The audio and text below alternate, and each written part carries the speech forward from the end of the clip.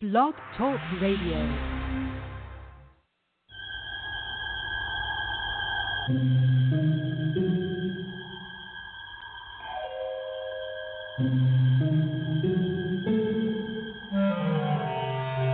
Archangels, ghosts, and Bigfoot, oh my. It's just another night for Supernatural Girlz. Real stories, real answers to life's biggest supernatural mysteries. And now for another exciting interview with paranormal experts from this world and others. Here are your supernatural hosts, Patricia Baker and Becky Andreasson. Supernatural Girlz.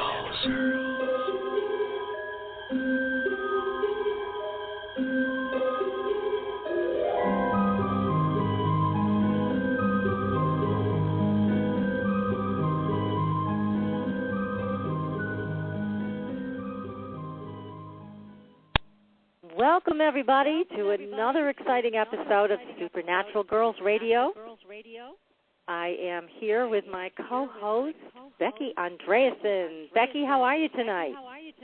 Fine. How are you, Patricia? I'm doing great, but I'm hearing an echo. I hate to say it. Oh, you are kidding. I'm not. Oh, my word. So I think I'm going to ask you to do the usual routine while I jibber-jabber away here. Okay. Be right back. I'll talk to you in a second. So welcome, everybody. We have a terrific guest tonight, and his name is Raven Grimassi. We're going to be talking about old world witchcraft, and I got to tell you what, this book, Becky and I, we always read the books that our guests have written, and I guess we're a little unusual in that, but we like to prepare, we like to ask intelligent questions, and this book was absolutely phenomenal. I mean, I really felt like I was back in time, and Raven's a great, great writer. He's also a very prolific writer. He has written a tremendous amount of books, and we're going to be talking about that very shortly. So, Becky, welcome back. Thank you. And here we are. Is everything okay? And everything's A-okay. Good. Jeez. I swear, the phone company had this problem fixed. I don't know what's going on. I don't know, but that's okay because we got it under control, and we've got a great show for tonight. Oh, so tell me how you are. You doing okay this evening? So far, yes, and it was a beautiful day out today. Yeah, so far so good. Let's see what magic we can get into. Oh, I know it. And trouble, too. Magic and trouble. Yeah. A good kind of trouble. I've got a little bit of paranormal. It's really not paranormal. It's more about earthquakes. This earthquake in California apparently was quite something, huh? Yes, it was. And, we have a friend out there, Victoria, and Victoria sent me a message today because where she lives is right on top of the epicenter of that earthquake. Oh. And, yeah, it was rocking and rolling where she lives. And she said that, with the aftershock, I think they had a 3.2 or something. And she said, it doesn't sound like much, does it? But believe me, when you're sitting right on top of it, it really feels scary. So thank goodness she's okay. But I can't imagine living out in California and having these things happen and not knowing when the big one is going to hit, I know. I don't know how they do it. I have friends out there, too, and I'm telling you, it's just like it's a normal thing to them. They say it's just something that happens. And I just couldn't. I don't know. I guess I'm just an East Coast girl, and I couldn't handle that. Yeah, I'm with you. I will deal with the snowstorms. I'll deal with the ice and the freezing temperatures. That's something I can live with. Yep. I draw the line at earthquakes. That's right. But on the news side of this, along with California, there's been a couple of reports that animals are leaving Yellowstone. Yeah, what is up with that? Yeah, what is? I mean, the elk, they're saying a quarter of the herd has taken off, and the buffalo are also taking off. So, so everybody's kind of wondering, what do they know that we don't know, and are they picking up on some potential seismic activity? And whatever's going to happen is going to happen, but certainly we can always turn to the animals to find out what's coming. That's right. So, That's yeah. right. Oh, jeez.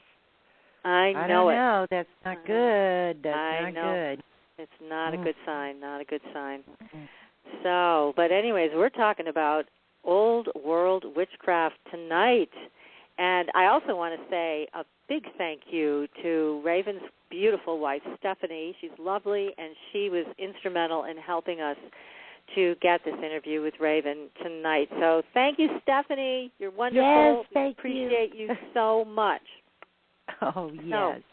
So, Raven is a published author of many titles on witchcraft and Wicca, and he is currently the co-director of the Ash, Birch, and Willow tradition of Old World Witchcraft. And he's just had this incredible history with this. He was born in 1951 to an Italian immigrant, came to the United States as a war bride in 1946. And at an early age, he began to study the folklore and witchcraft of Italy, the old religion of Italy's past. His training over the years was a curious construction of a Catholic veneer fitted over archaic elements of Italian folk magic, folk customs, and witchcraft. At age 13, Raven shook off the surface coat of Catholicism. So what an interesting guest we have tonight. Yeah. So I'm going to bring Raven live. Raven, welcome to the show. Welcome. It's a pleasure to be here. Thank you. Thank you so much. Thank you for coming on the show tonight. We love your book. Oh, my gosh. Yes. Excellent. That's always Beautiful nice. story. Yes. It really transported me, as I mentioned earlier, in time. I mean, going back to the way you wove everything together with the ancient times and how, you know, it's just all so interesting. But first, let's hear more about you. You had an interesting beginning, and you started studying things from way back in Italy. So tell us more about that and then how you came to the present with all of these wonderful books that you've written. Okay, well, yeah, it's been a long journey. It did begin with my sort of just general upbringing. As you mentioned, my mother was born and raised in Naples, and my father was an American soldier during World War II, and he met her there in Naples, and they ended up falling in love, and he married her and sent her back to his family before the close of the war. And she brought with her a very sort of folk magic tradition that is found in some Italian families that preserve some of the old magic. And so, you know, I sort of grew up in that enchanted worldview. And then in my adult life, I just started really wanting to uncover more about witchcraft as an art and as a magical system, even outside of Italy. So my journey began to kind of expand, and I began to look at the commonality of old witchcraft, old magical systems throughout Europe. And that's really kind of been my journey. Most of my books, they're not really on Italian. I have 17 books in print, but only 2 of them are on Italian witchcraft. Oh, my. So my journey was to, you know, find the commonality, and because I'm a believer that if you study things and you find commonalities that keep popping up in different traditions, you know, around the world even, or in this case Europe, you're looking at the older parts. And things that aren't held in common tend to be the newer things that were added, if that makes any sense. Yes, it does. Yes, it does. Wow. Absolutely. Yes. And all of your books, are they all available on Amazon.com? They are, and they're also available through my wife's online store. Great. And there's just so many here. It's just some of them, as you know, as we've said to our audience, Old World Witchcraft is what we're talking about tonight, but I'm sure we'll be talking about lots of other things too. Italian Witchcraft, Hereditary Witchcraft, Encyclopedia of Wicca and Witchcraft, Witchcraft, a Mystery Tradition. I mean, it goes on and on. These are excellent books. Excellent Thank books. you. I mean, my goodness, you are some prolific writer. So in researching and doing this book, what were you thinking? What was your goal with this? What did you want to bring to the audience with this new book? Well, essentially, it was kind of a departure, actually, from my previous books. I've written about Wicca and a lot of modern systems, and I've written about sort of historical views. But with this one, I wanted to go deeper into the practitioner's worldview. And I started thinking about the older forms of witchcraft that I was taught, that teachers who were trained in old systems had shared with me. And I guess I kind of wanted to go to the soul, rather than sort of the intellectual view that had been kind of an earmark of some of my earlier work. So I really wanted to get very soulful and into what is an old world witch and what is the difference there. And so I wanted to go very deep into the, I guess I would use the term ancestral view. So it was a departure in that regard, wanting to make it more heartfelt, more spirit-based, and less quasi-academic.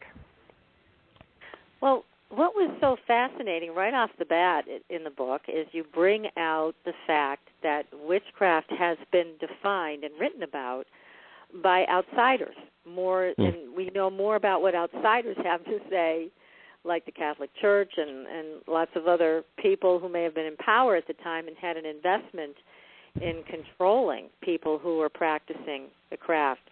So tell us more about that. I mean, I found that a fascinating fact. It made sense, certainly. That's what we're left with. Yeah, well, thank you for bringing that up, because that kind of was the beginning point in the book.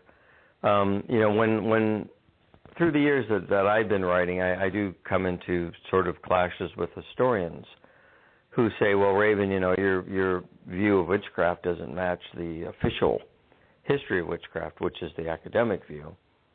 And so I've tried to point out to them, well, your view is really not the view of witchcraft. Yours is the view of people who weren't witches, and it's about their views of witchcraft. And you're making that the official history of witchcraft when that just doesn't work, because what you're presenting is not the beliefs of witches, it's the beliefs about people who never knew witches or witchcraft. So that can't be a history. It's just simply a view of outsiders, as you say. I think that's well put. So I really wanted to say, well, we've got to stop looking at that as the official history.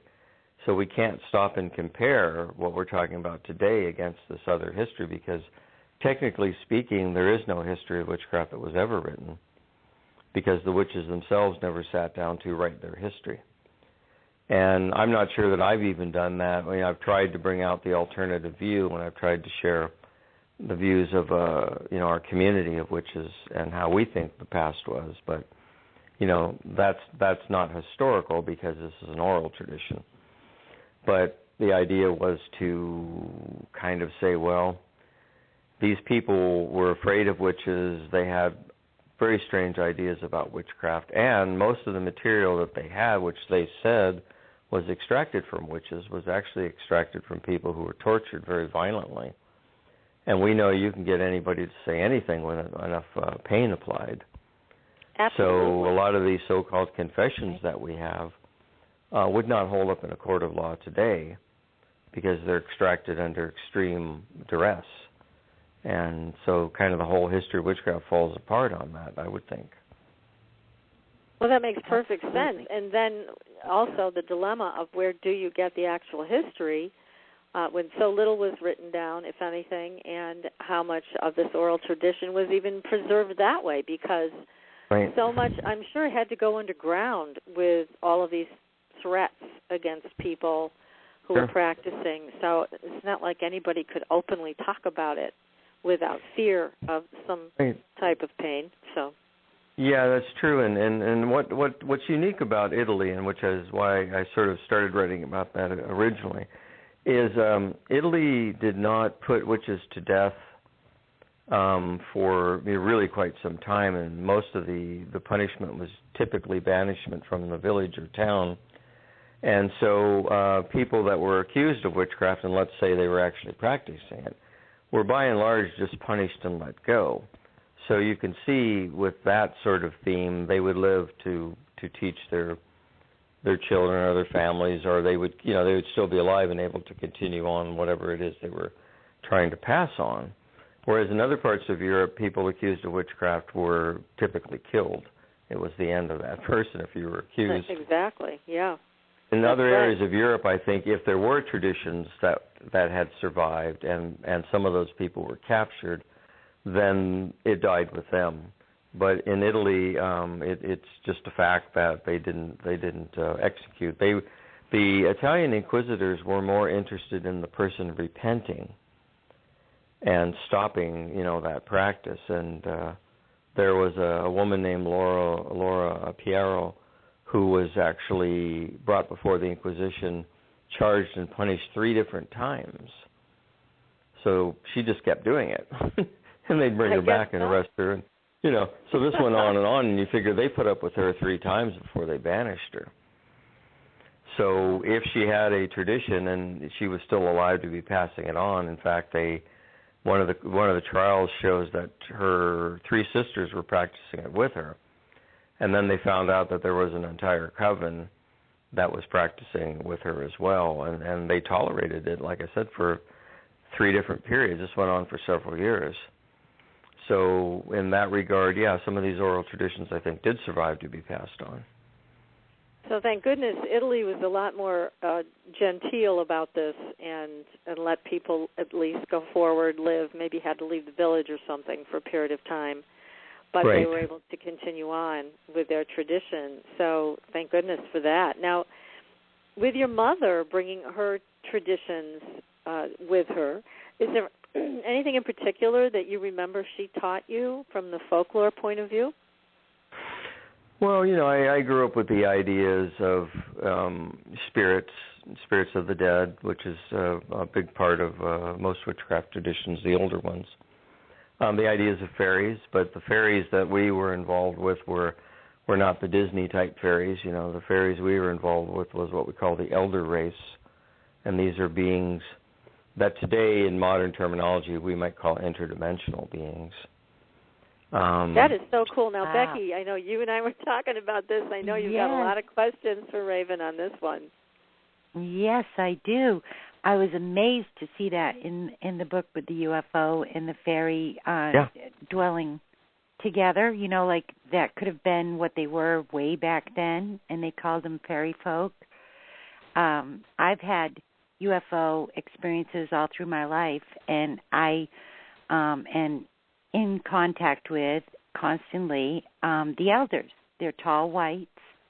And I'm wondering, because in the book, too, you said they rode white horses, I mean, they must have been tall, like a tall human being and riding horses, into the realms back and forth. That amazed me. And also as a child, I played with smaller fairies, too. And we've seen in the phenomena grays, little grays. These could have been taken as fairy folk also. So this whole thing, when I read that in there, I was so excited. You want to tell us a little bit about what they thought back then with that? Yeah, well, the interesting thing is if you look at fairy lore and then you look at UFO lore, the phenomena is almost identical. For example, in the Middle Ages, where they had no idea of flying machines, right? Right. The fairy lore is about floating lights, and these lights often float over meadows. Sometimes they're called will-o'-the-wisp, and people would follow these, and they would follow these lights out, and they're always out in the country. And so then they'd follow them. When they finally, caught up with them, there was usually a strange being, very slender, large eyes. And then just looked, like they used to draw spirits back in the Middle Ages. So you have the floating lights, you have the strange-looking beings, you have kidnappings, because the fairies used to kidnap babies. So you have the kidnappings, and then time displacement. The person would be taken into the fairy realm. They thought they were there for, maybe an hour, and then they find out they've been gone for 3 days from the human realm. So if you fast forward then into folklore of the UFO lore, then in UFO lore, what do you have? You have floating lights. We call them spaceships now. You have strange-looking characters. We call them aliens. You have kidnappings. You have time displacement. Someone's kidnapped by an alien and they think they've been gone a short period of time. They show up, 3 weeks later standing on the side of a highway somewhere. And, so it's the same phenomena, whatever was happening. And so I guess you have to sit down and say, well, our ancestors called that phenomena fairy encounters. We call it alien encounters. What will they be calling it 500 years from now? Right. And the aliens, fairies may not actually have been aliens. Fairies may, in fact, the UFO people today may not be aliens from other worlds. They may be interdimensional beings. The reason I say that is because when you look at fairy lore, there's always portals, there's doorways in this world that lead to and from the fairy realm, either through a mound, an opening in a mound, an opening in a tree. It's the idea that you have to go through a doorway, and that doorway suggests interdimensional travel rather than extraterrestrial travel. So anyway, that's just kind of where I go with that. That was fascinating. I really enjoyed that. That was really great. The fairies today, they still have what they say or call fairies today, the little fairies. So those are still around also. Well, I've never encountered I've never encountered the small fairies that people talk about. All of my fairy experiences have been with what I call other world beings, and they are sort of slender and tall. White is often associated with them.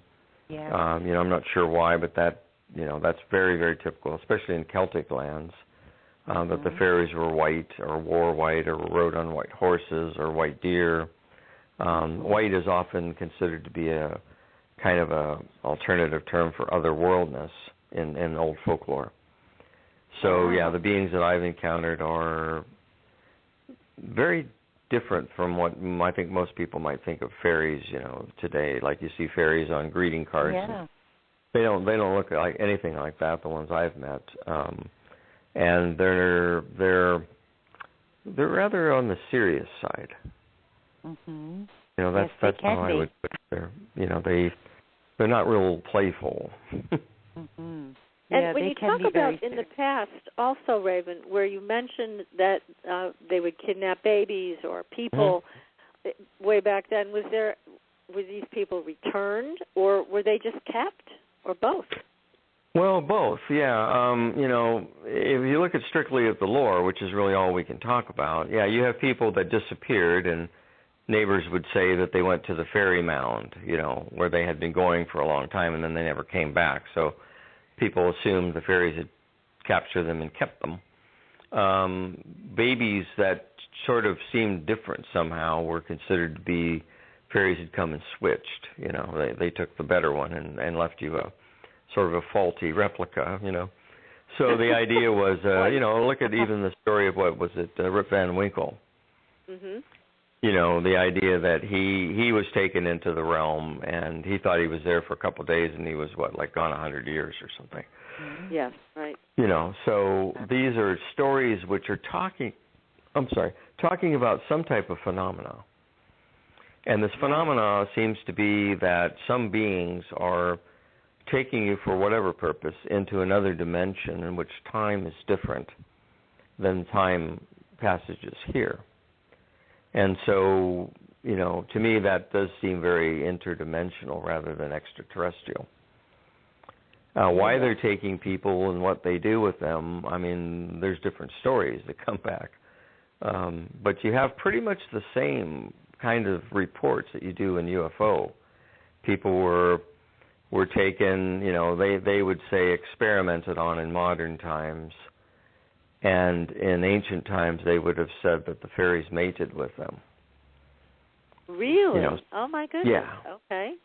And today we would say they were probed, or, aliens probed somebody, or they were doing something or another. And so it's just the interpretation. We interpret the phenomena based upon the knowledge of our century.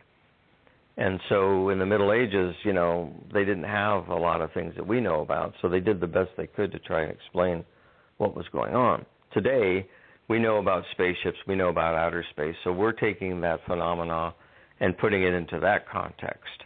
All these are beings from other planets, they have UFOs that they fly in, but 500 years from now, this phenomena will be continuing, and people will probably laugh at our ideas of extraterrestrial, just like we might chuckle at the ideas of the fairy, encounters.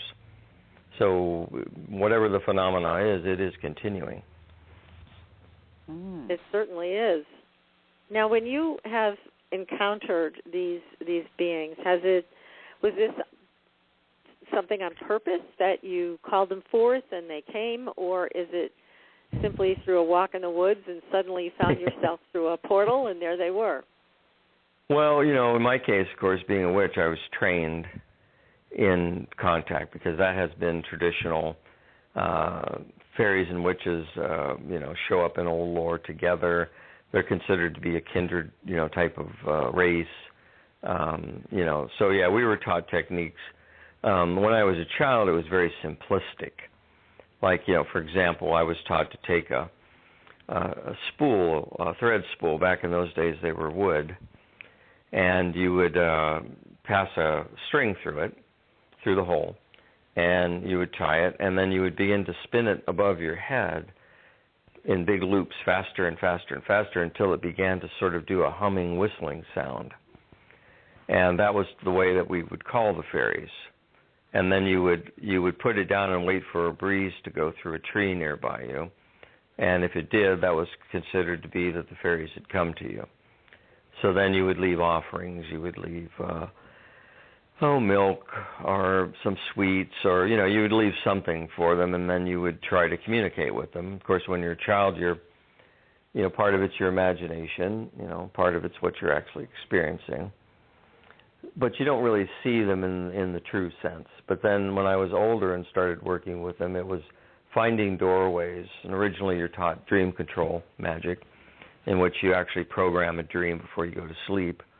And then you go in and you have to find a door inside the dream. And when you open the door, that takes you into the fairy realm. So that was one technique. And then later on it became meditative, where you just go into sort of, self-induced trance states. And then you merge through some image like a tree hollow or a well, something that suggests entry. And then you have your what I would call very real encounters. And they can be, my fairy teacher told me if all of your encounters with fairies are positive and beautiful ones, then you're probably not having any at all. Really? So there are some encounters that you could have that aren't so friendly. Yeah, it's just like with humans. You can walk down the street and you round a corner and have a pleasant conversation with a stranger, or you can end up in an alley with one that's really not going to do you, a lot of good, right? Now, so there are fairies among, beings are beings. There's, I guess, every race has their ones that are nice and some aren't so nice. It's funny because we did talk about this very subject in the past when Becky and we had Michael Bastine on the show, who's an Algonquin elder, and he said the same thing. He said there's good fairies and there's bad fairies. So when you encounter maybe a not so nice fairy, or I don't want to call them necessarily bad, but there might be some out there that are. How would you know? I mean, maybe they're trying to trick you. How would you know it's something to stay away from? That's a very good question, because we do know in old folklore that there was a phenomenon called being fairy-led. And being fairy-led, you would be led into what they call the thickets, and you would be trapped somewhere. So you wouldn't know it until it was too late, So the difference being that these are stories about the common folk, witches know magic, and so the fairies aren't really predisposed to sort of mess with a witch, because the witch also has, something up his or her sleeve. So, there is sort of that reputation in both worlds. So there's a little bit more what I would call respect between the witch and the fairy that would probably keep you out of situations that the average person might find themselves in if they had an encounter. I don't know if that makes any sense to you. Yeah, this is fascinating. So you run into a fairy, for example. We were trained to first obtain what we call a fairy ally. And so these were fairies that are known to be predisposed to being helpful to humankind. So first you get a fairy ally, and once you gain a rapport with the fairy ally, then that one will take you in to meet, the fairy race. So you've sort of got an in already, So it's you still have to be mindful, and it's just like any situation. If you're sitting around with people and they're inviting you to do things, at some point, if it seems odd to you, that they want you to go down in the basement all of a sudden, you might think, I'm not sure that that's appropriate. I don't think we need it in the basement, do we? So you would bring that up with the fairies. You say, I'm not sure that that's kind of what I want to do. Why would we do that? You have to use common sense. But I've never really had. I've had fairies do things that were tests. I could share one with you if you like. Yeah, let's hear. Okay. One of the first fairy encounters I ever had was my fairy ally. Basically said, "Well, you're gonna be approached by someone, so I want you to stand here and watch. You're going to see a gray silvery mist, and then out of the mist, you'll be approached." So I thought, all right, so I'm standing there, and I see the kind of silvery mist forming, and it's shimmering a little bit, and I see a figure in there, and I'm waiting. And out comes, instead of what I expected, out comes a tarantula that was about the size of a Volkswagen Beetle bug. Oh. Oh, my gosh. That's what I said.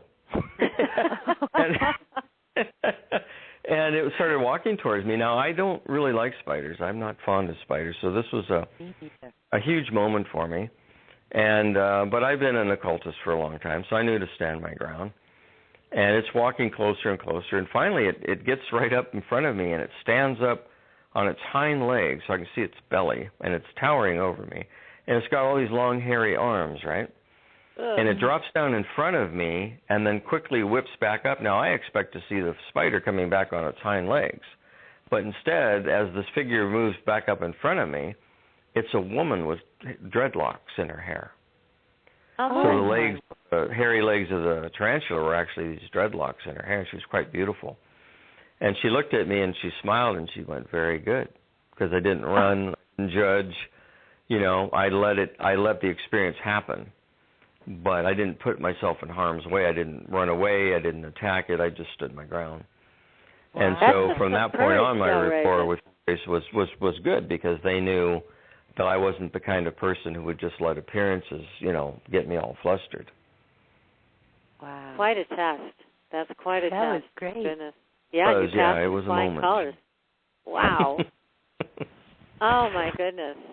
I don't know what I would have done. I just thinking the same thing. Look on the ground for a rock or something. I don't know. Yeah, people that, and see, this is the thing, too, the human reactions, I think this has been problematic for our race with other alien beings, because we do tend to resort to violence. Yeah, and it's a real primitive reaction, and these beings are not primitive beings. So they probably have real issues with the ways that we react to things. That's right. But I would take an alien over a spider any day. Well, maybe the alien would look like a spider. If you knew me, you would say, "Yeah, Becky, you would." That's too tricky of them to play that game. Well, but look at it this way. Look at it this way. If an alien being came and say the alien being looked like a spider, we would be predisposed to think it's creepy. We would be predisposed to maybe run or try to harm it or something, because we'd be afraid of it. But maybe that's just the way it looks, and that's natural where it comes from. And so our reaction to it creates the problem. It may be looking at us going, "Why are you behaving this way? I came to visit you, and, why are you..." So I think in a way the fairy race can help us understand that what you see, you shouldn't react to it. You should try to understand it, communicate with it first before you decide whether it's the enemy or not. Yeah, but geez, that got awfully close. That could have been an enemy, and you'd be gulped and... It could have, yeah, but I trusted my fairy ally, because, see, my fairy ally told me to have that experience, so it took a lot of trust. Okay. Whereas if I was just, as you were saying earlier, if I was just walking through the woods, Yeah. and I saw a shimmering, mist, and out of it came a tarantula, I'd be up the tree real quick. Yeah. Okay, then we are understanding each other. Then I get that. Very good. Very good. Yes, I've seen some what people would call very scurry things. Yeah. Yes. And stood my ground. Yes. Yeah. Yeah. Wow. Well, Becky, you and I have had an experience with a lovely and very powerful fairy who was a little unhappy with someone and sent them a blast of energy right in front of us. Remember that? It was amazing.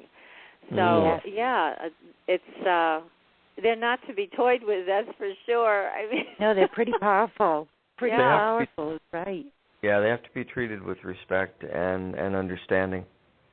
Yes, well, they really, I feel they really do too, because they are so in touch with nature and with, everything, the essence of everything going on.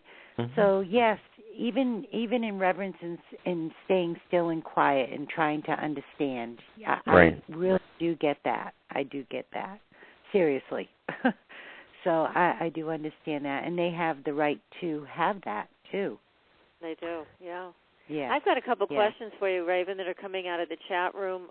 One is our life here on this planet right now is we've kind of disrupted the flow of things, to put it mildly. And is that also affecting the fairy world? What we're doing now? Yeah, that's why we're seeing increased fairy activity. As we became more industrialized, you begin to see, like in the late 1800s, all the fairy stuff starts coming back because now we're turning to industry and we're polluting, and we're seeing the fairies are coming back. And basically their message is, look, what you're doing here on the material plane is having a ripple, which is seeping into the adjoining dimensions. And you need to clean up your act, because if you don't, we will. And if we have to, you don't benefit from that.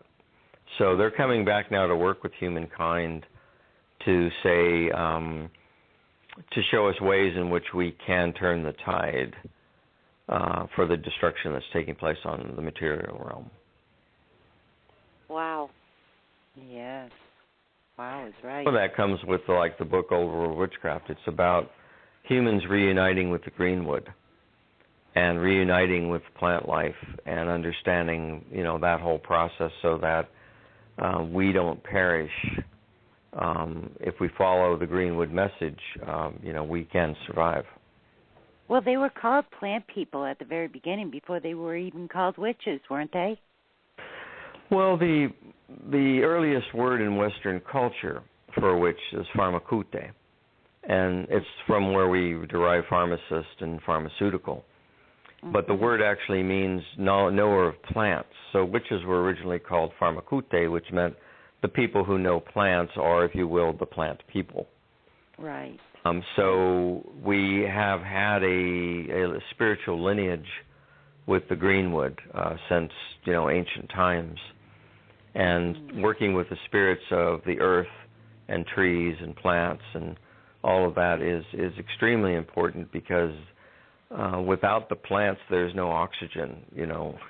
Without the plants, there's really nothing. If that all goes, then yes, indeed, the planet will become a barren desert. Mm-hmm. And the trees are special, aren't they? Well, the trees are special in many ways. I mean, just in a mundane way, they're special because most of our oxygen comes from trees on this planet. Without that, we can't breathe. But they're also very powerful beings. We know that in ancient times our ancestors worshipped trees. It wasn't because our ancestors were bored and just figured, hey, why don't we go worship a tree? They worshipped trees because they understood them to be majestic beings, and they understood that they were conscious beings. Right. And I'm a tree hugger. Are you a tree hugger, Raven? I'm a tree venerator. Oh, I see. Huh. Well, I just hug trees. I love trees. I always have, even as a little girl, sitting in them, eating the apples from them, climbing them. It's almost like they could just connect with you so beautifully. I just love trees all my life. Mm-hmm. Yeah, they are conscious beings, and they will communicate if you take the time to spend the time in openness with them. They certainly will. Mhm. Mm-hmm. Now we have just perfect timing. We have another question from the chat room, and Sure. this lady has a tree on her property that's over 400 years old, and she would like to know, Raven, what you would suggest and how she can communicate with this tree. Well, the first thing that, how much time do we have? No, we've got until 11 p.m. So okay, if you had commercials or anything in the radio show. So, okay, I'll tell you something that may be helpful. There's a biologist named Rupert Sheldrake, and he's done some study on how trees communicate with each other.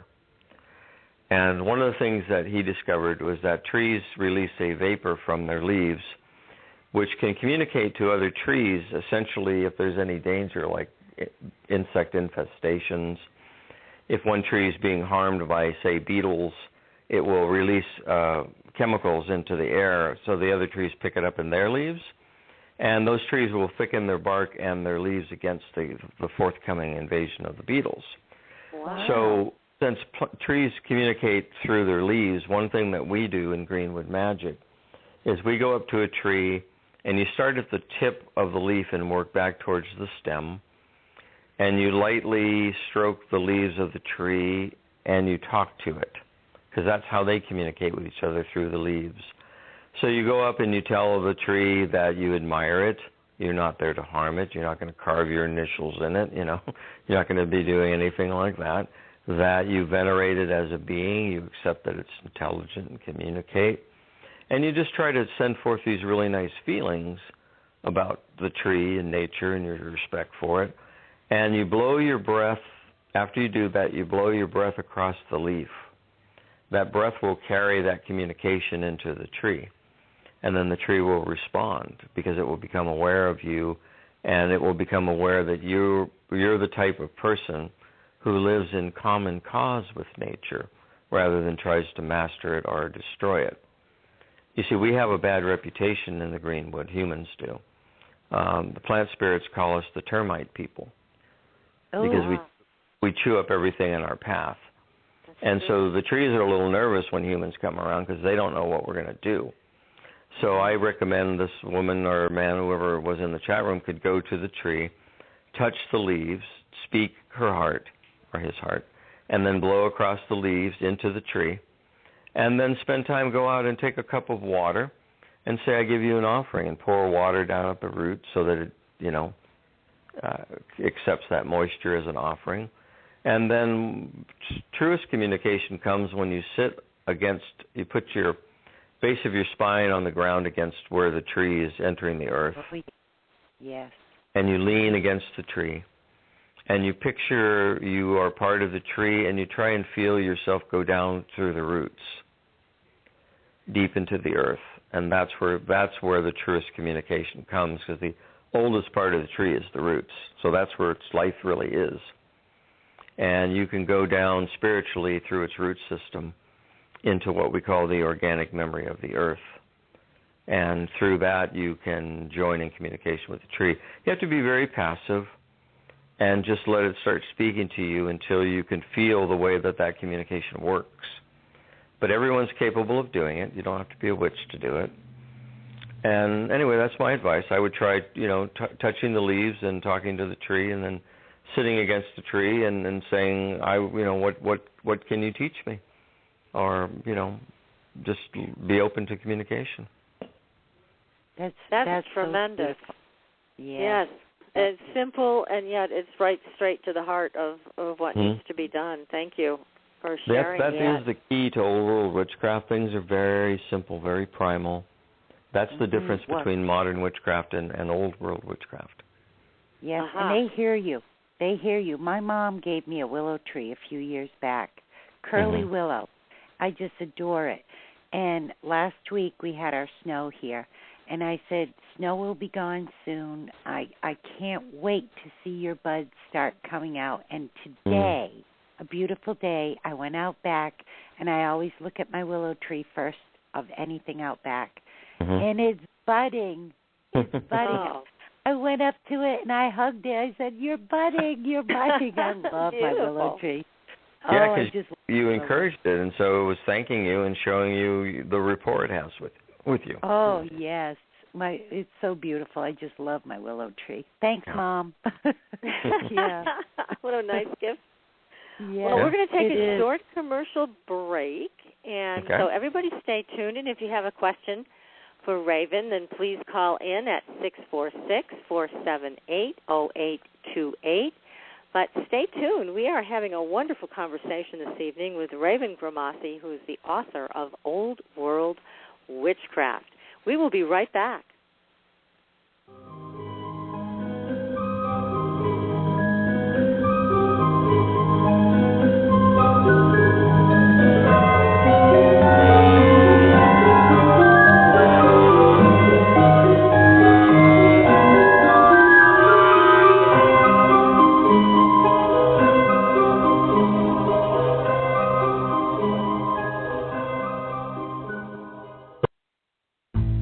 Bonjour, this is Veronique Raskin, founder of the Organic Wine Company. As one of the pioneers of the organic wine movement, since 1980 I have brought you the very best and most authentic organic wines directly to your table. I work with small family estates who grow certified organic grapes and produce exceptional wines. You can purchase our wines individually from our website at theorganicwinecompany.com or join one of our wine clubs. Our organic wines are perfect for you and for your family as gifts for friends and relatives, and they are simply spectacular for the holidays. Visit us at theorganicwinecompany.com to enjoy the very best organic wines conveniently delivered to your door. I am Veronique Raskin, passionate about my mission. I offer to you vegan, organic, and biodynamic wines made by people of the heart, wines with a heart. Au revoir. Call us at 1-888-ECO-WINE. Your property tax bill. Have you seen it lately? It's frightening. Your property taxes are going up while your home value is going down. It's time to fight back and win.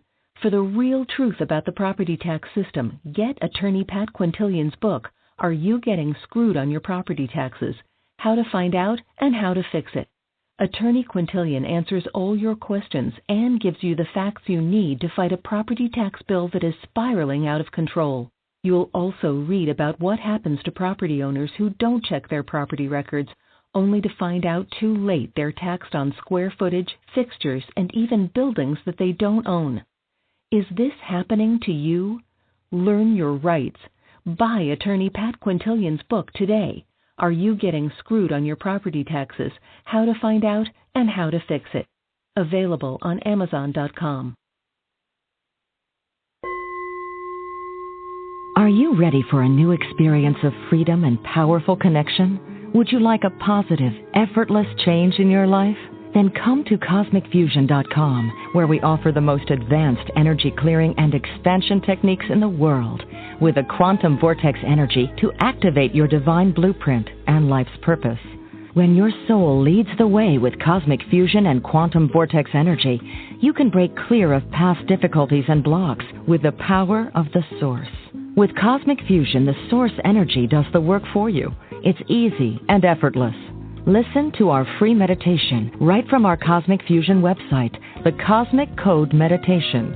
Sign up for one of our interactive webinars today. Come to Cosmic Fusion, www.KOSMICfusion.com, to experience an effortless awakening and transformation. Are you ready for an upgrade? Are you ready for a new experience of living in the fifth dimensional magic and powerful connection? Then visit CosmicFusion.com today. CosmicFusion.com.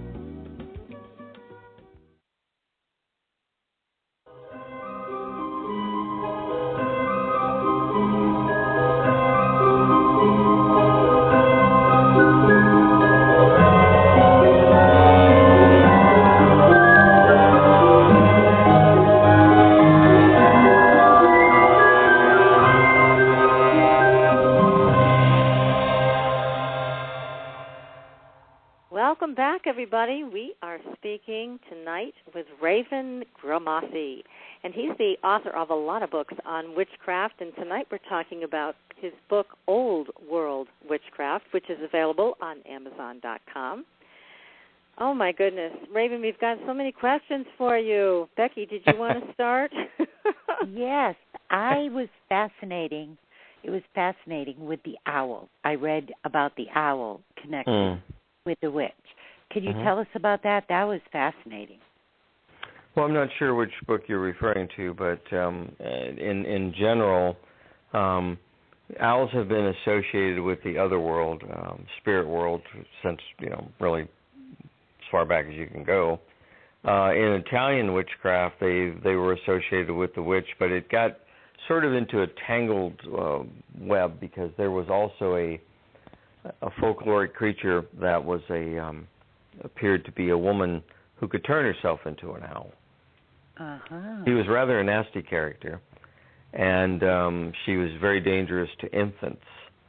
And so this became confused in the Middle Ages, that witches could turn into owls, and they would come, and try to take your baby. So you had to do special, put special charms on the crib or whatever to keep them away, So it's a mixed bag, because the owl does indeed have a place in the spiritual tradition of witchcraft, because it's a night bird, and witches gathered at the nighttime beneath the full moon, and it was a spiritual sort of totem animal who kind of oversaw the night. But those legends then morphed into, sort of rather nasty fairy tales that distorted the truth. I'm not sure exactly what you had read, but that just off the top. Yes, that is. And what would you consider an owl coming to you and hooting outside your window at night? Well, there's different views. The view in the Middle Ages was that was the announcement of someone that you knew was going to die.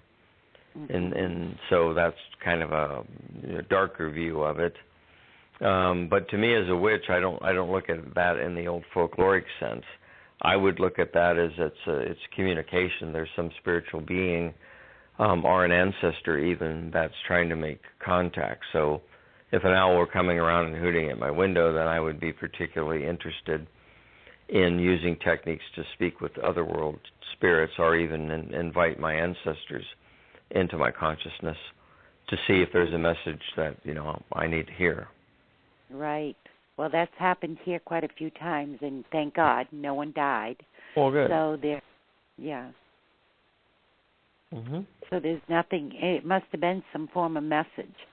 Well, that's the way I would look at it, but I just, since I am also a folklorist, I like to sort of throw out these old, folklore tales, and some of them aren't pleasant, and I'm not saying that they're true, the unpleasant ones, but I just think I think it's good to hear the old stories, and it gives us a little bit more knowledge. We can tell what's silly and what's true.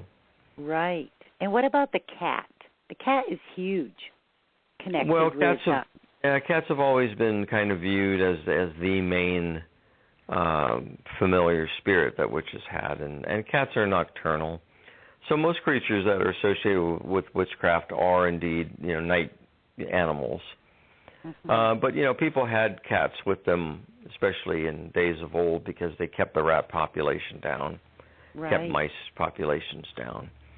So having a cat was really common, and I think people bonded and, had spiritual relationships with these animals. But the true familiar spirit is actually another world spirit. It's not a physical cat. It's actually a spirit cat. Right. And what is your understanding or thoughts on elementals? Well, I believe in elemental beings. I mean, we have the four elements of earth, air, fire, and water. On the material dimension, we experience them in tangible ways: a hot fire, rain, wind. But on the spiritual plane, there's actually intelligence behind all of this. And so we've come to call that intelligence elemental beings. And so you can go past the form to the spirits that activate it. For example, if you light a fire, in this world we just think, oh, there's a fire burning there.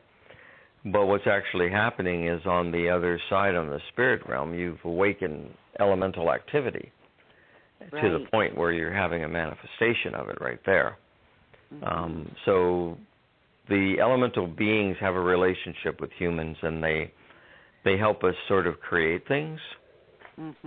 And so when we go about doing something, we're really working with elemental spirits. People don't realize that, but just about anything that we do creatively, we have in some way or another drawn in the presence of some elemental creatures. Because we're also physical, body, and spirit. Right. Indeed. And so we have a relationship with spirits. I think that's what people fail to realize, that we're not these bodies that we're in. We are spirits within the body, so we're between the worlds. And because we're between the worlds, that's a magical place to be. And so we can cause things to happen. That's right. That's who we actually are as human beings. Right. We are spirits encased in physical bodies, and our bodies house the personality, in other words, the name we use for ourselves and who we think we are in this lifetime. We call that the personality existing in the body. But the soul is the higher knowledge of who we really are. It's the true being. I always liken it to if you watch a movie and you have a favorite actor, every time that actor plays a character, you can liken that to that's a lifetime. That character he's acting out is a reincarnation. Okay, that's who that person is in that movie. But the actor's not really that person. He's acting like that person. When the actor goes home, that's who he really is, right? So by analogy, when the actor's home, that's the soul. When the actor's portraying a character in a movie, that's the reincarnated personality. So he's creating. The soul is creating a persona to act through, to accomplish a certain thing. Through the spirit. But you and I, as we think of ourselves on a daily basis, that's not really the soul. That's just our personalities. I love how you're describing these things. Yeah. Because you're able to break it down in a way that we can all understand it. And I'm particularly intrigued by your analogy with the fire, that when you have a fire going, and yet at the same time, we're not trained to notice anything beyond, oh, here's the fire. But what a powerful exercise to have a fire, but also to see it and feel it being connected to the other side. That's great. Well, and that's things, the witches in days of old were called seers. And a seer is someone who can see past material form to the other side. So for a witch, when you light a fire, it's very magical. It isn't just, because you had a match and some paper, It's there's something happening there that is incredibly magical. You started with nothing, and now you have this living flame in your fireplace or wherever it happens to be, on the end of a candle. That's a very magical thing. We have become so numb in the material world that we just think, oh, we've got a fire going, or oh, the breeze is passing by. We don't realize that these are intelligences. These are beings that we're interacting with, And when we can understand that, we live in an enchanted, magical world, which is so much nicer than the mundane world, where you just get up and go to work and do your thing, When you can see past all that, your life becomes magical, which I think is really what the experience we were meant to have here. Yeah, absolutely. We agree, right, Becky? We do. We sure do. The mundane world, as you've described, some of these things like the fire is just a fire and all that, it does take all the fun out of it. So having this world view and this world experience of the magic in everyday life is very enriching. Yeah, it brings the soul into partnership, because, see, if you just go about your business, that's the personality in the body just living its lifetime out. if you don't incorporate the spirit part of you, then you'll never see the world as magical. You'll just see it as mundane. It rains, it snows. You go to work. You argue with a neighbor. You take the dog for a walk. And that's existence. Well, that's not existence at all, because you're just living your life as a person. You've forgotten that you're also a spirit. So you have to balance it. That's the goal of the witch, is to balance existence by understanding I'm a spirit being having a human experience in this body. This body's not me. It's a vessel. My spirit is the most important thing because it will live forever. This body's only got 80, 100 years, whatever is allowed. So I have to spend more time on the eternal part of myself, don't I? Don't I have to incorporate that into my life as well? Sure you do. That's right. Know thyself. That's good. I'd like to ask you about if you could tell the story in this book. It was just so cool. And it was Biddy Early. The witch Biddy called Early. Biddy Early. Oh, my gosh. Patricia and I were talking about this. He was cool. He was awesome. I mean, her whole story's not in the book that I wrote. There's a couple of books that were written about her, and what a fascinating woman she was. When she was a little girl, she would talk to fairies. She would go out. I believe she was in Ireland, and she lived in the country with her mother, who was a herbal healer.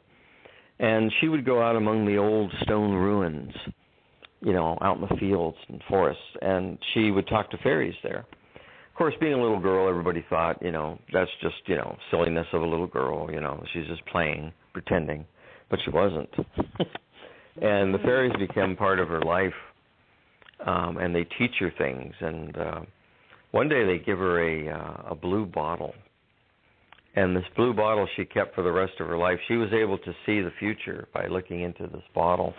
And she was also able, if people came to her who weren't well, she could look into the bottle and figure out what was wrong with them, and then she would prescribe cures for them.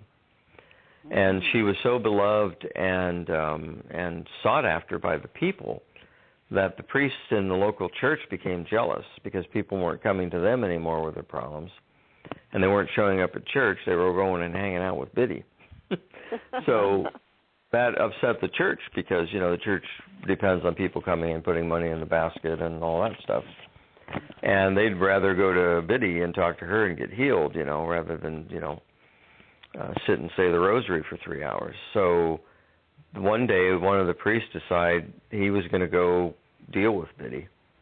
And so he went up to her house, and he walked into her house, and he had a riding crop with him, like a little horse whip.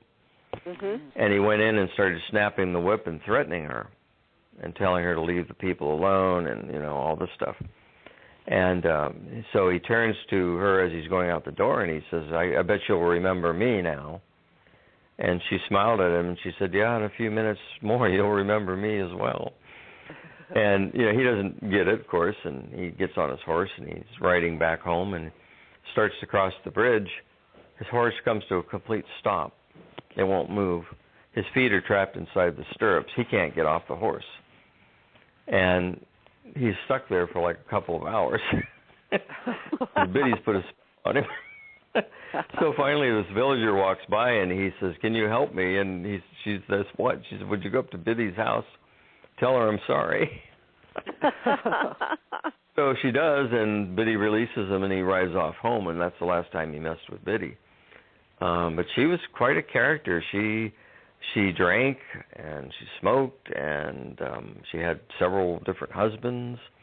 And in her era, that was all unheard of. I mean, women didn't, weren't known for that kind of behavior, and so she was shunned and feared and loved at the same time. And she's described as this sort of redhead, feisty woman who lived to be, a ripe old age and died in bed. And but she was quite a magical person. That was fascinating. That was really a great story. Yeah, she's a great character. I love her stories. You can find little books on Biddy Early, probably on Amazon, I would imagine. That was great. Another interesting. Yes, Okay, but go one ahead. of the things that I was kind of sad about with her, you also recounted the story of when she passed, before she passed, that she gave the blue bottle to the priest. Yeah, Oh, you yeah. know, and there's different ways of looking at that. This was a different priest, by the way. It wasn't the same one that came out. Right, it was a different one. But still, But I was like, darn it. Well, Why there's didn't she two give it different to someone schools. else? There are two different schools of thought here, you know. Yeah, let me hear it. Oh, boy. Yeah. Well, you know, did she give it to them to be mischievous? Saying, you think you've done dealing with me because I'm dying. Here, take this bottle. Uh-huh. Sort of, you know what I mean? She just thought, yeah, you know, you're not done with me, you know. Because I don't think that somebody as magical as her would turn the bottle over to the priest. She had no fondness for the church, no love of priests. But a dear friend of hers convinced her to allow a priest to come out to her deathbed. And so Biddy, to appease her friend, she let the priest come. But the story is told that the whole time the priest was trying to talk to her, probably praying or, you know, trying to get her to accept Jesus or something, this crow kept tapping at the window, interrupting the priest. And so finally she opened the window and let the bird in, you know. And the bird was giving the priest a little bit of trouble. And so, you know, you can see that she's had a very mischievous side to her. So, yeah, I don't think she gave it to the priest because she converted, or she gave it to the priest, you know, to use himself. I think she just passed on her troublesome magic to the priest as sort of a last sort of thumbing of her nose at the church. That's my opinion. Well, that's interesting. Yeah, I was just thinking how it would have been nice if she could have passed it on to someone else to carry forward. It would have been awesome, but she probably had no one really to do that because, you know, she probably really didn't have anybody that she trusted. And she knew the priest wouldn't be able to learn how to use the bottle. Oh, that's for sure. So, but he reportedly he took it and threw it in the river. Wow. And so that's what he said. Whether he kept it or not, we don't know. But he told everybody that he threw it in the river. Crossing the bridge, he just chucked it into the river. Wow, that's like Lady of the Lake. Now it's going to be Fairy of the Lake. Yeah, you know, that's a good point. Yeah, a good point. Yeah. Wow. Yeah, the river. And you wonder, anything drinking out of that river or anything, too? Yeah, I'm sure it had some magical effect, certainly. Oh, yes. I mean, everything in this whole universe, time upon time, is all connected. It's all connected. So, yes. Yeah, that's why magic works, because everything is connected. You know, magic doesn't. Yeah. This is one thing I used to, you know, talk to people about because, you know, they some people think magic travels. You know, it doesn't travel. It's instantaneous because everything's connected. So all you're doing is you're just filling in the connection. You know, if I send you healing, if I do a healing spell for you, it doesn't really travel from my house to your house. It connects in the links that we already have. Right. And so it's instantaneous, you know, because of exactly what you're talking about. We are all linked together, and everything else is linked together. It's like a massive spider web, sort of. Yes. So as a witch, when you put your consciousness on something, like a healing spell for someone, that's how you connect up all of the links. Your consciousness is there with a focus. Well, your energy, certainly. I mean, you begin with consciousness because you have to formulate the spell. You know, so for example, if I was doing a healing spell, you know, if I knew what was wrong with you, then I would visualize what would be the cure for that. And I would see it in my mind's eye. Well, that's the conscious beginning of the spell. But then I would do certain breathing techniques and using magical symbols that draw in allies.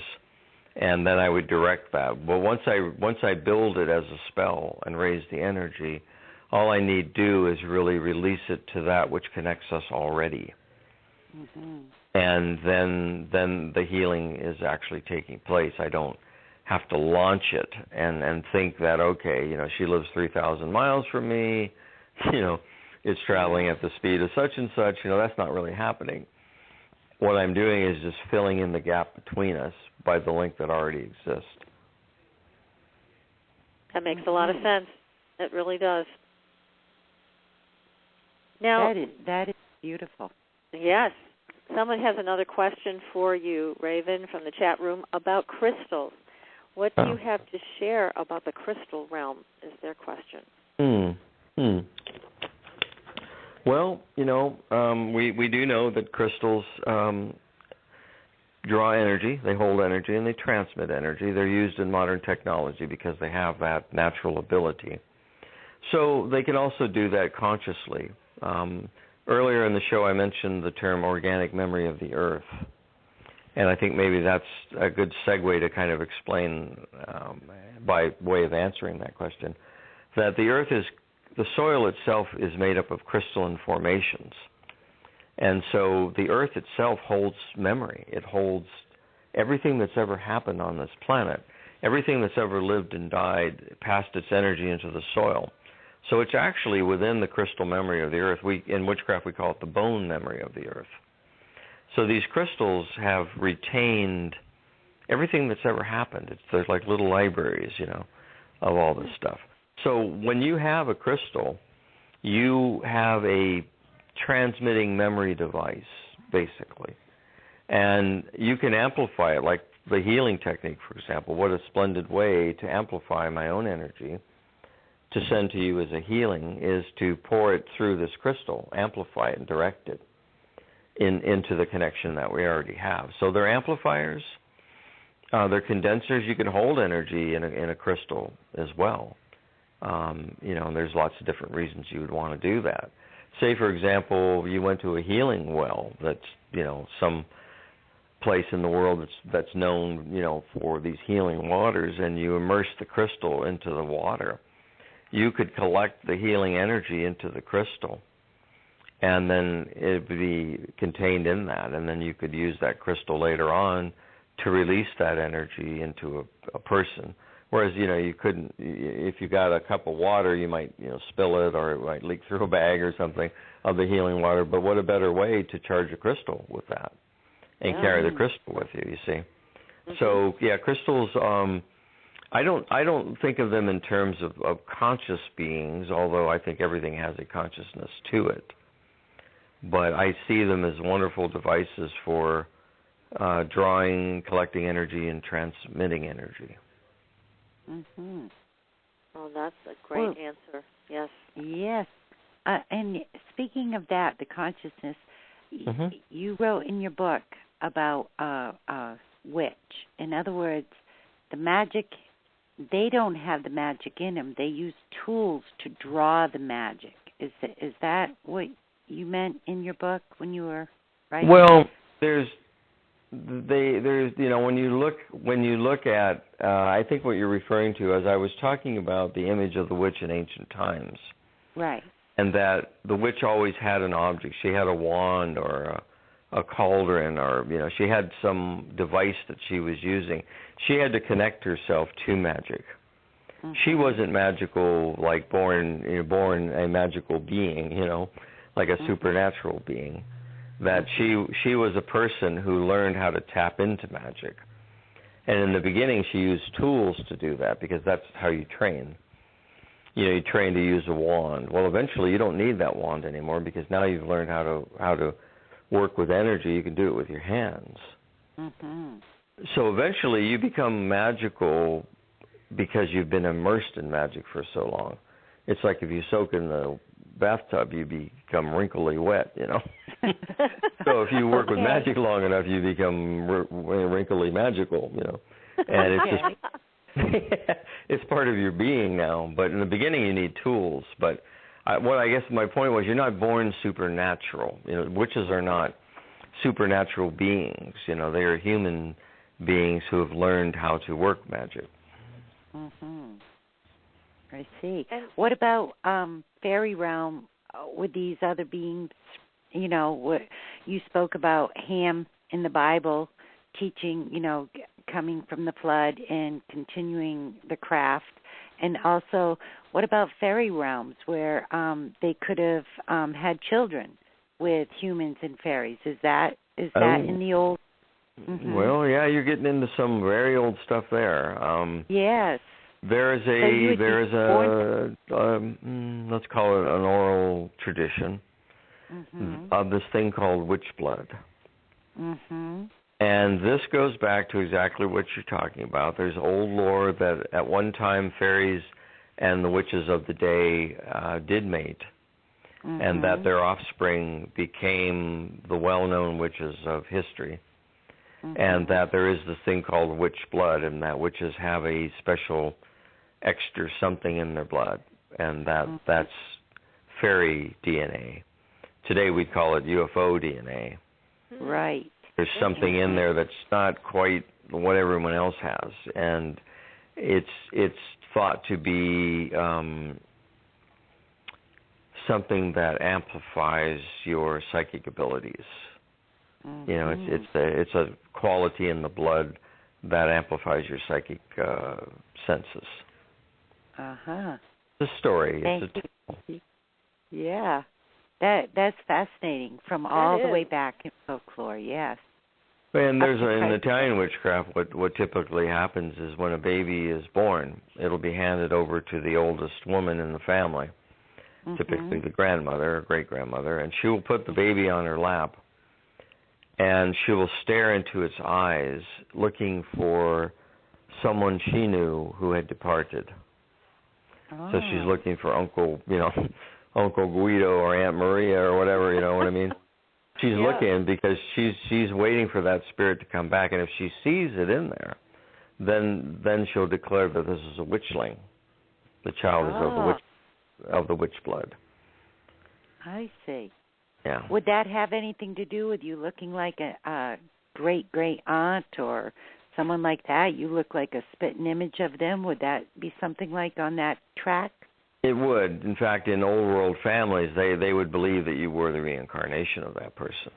That's what they would believe. Yeah. And then the story was that each time if you come back reincarnation, if you come back into your family line time after time, instead of other people's family lines, that your power as a witch grows each time you come back. That was an old story too. Interesting. And that's because you're staying in the same bloodline, so you're just building the witch blood up in you. You know, that would be the explanation of that particular lore. Whereas if you come back, one time as a Chinese guy, another time as someone from India, an American, someone in Africa, you're not sharing the same bloodlines every time you come back. Yeah, so that makes sense. Yeah, you're not building up anything. Right, because even in today in the UFO realm, for the beings to connect with family members, they connect with certain family members they have down the line, and they pick, like one child or out of the family, and then that family's next family, they'll pick a child or two out of that. And I was wondering, that also has to do with bloodlines. Yeah, I bet it does. These things are all connected. These stories, whether they're folklore or whatever, they're talking about this common theme, this common phenomena. We describe it in so many different ways, and we tell so many different stories about it, but it's really the phenomenon we're talking about, isn't it? Yes, it is. Right. That's right. Now, I've got a question about the devil, because you go through several things about the devil and witchcraft in the book, and it's so very different than what most people think. So can you go into that a little bit with us tonight? Well, there's different views of all of this. Some witchcraft traditions have a story that are you talking about the connection to Lucifer and all that type of thing, or? Yeah, I'm not sure exactly.